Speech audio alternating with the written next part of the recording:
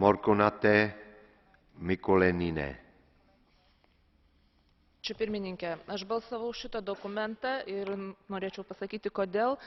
Mano galva svarbu, kad tarybos sprendime dėl pagrindinių teisių agentūros yra nuoroda į Stokholmo programą, o ES institucijos yra kviečiamos pilnai pasinaudoti agentūros ekspertizę, priimant sprendimus susijusius su pagrindinėmis teisėmis. Tikiuosi, kad jie pasinaudos ir Europos komisija, rengdama vertinimą dėl teisinio instrumento reikalingumo, kuris įvertintų totalitarinių režimų Europoje nusikaltimus ir jų neigimą. Visos ES institucijos, parlamentas, komisija, taryba yra ne kartą pripažinusios istorinės atminties apie 20-ojo amžiaus totalitarinius režimus svarbą. Todėl paradoksalu, kad iki šiol vis dar labai trūksta visą ES apimančių tyrimų, kurie parodytų, ką europiečiai apie juos žino, apie totalitarinius nusikaltimus.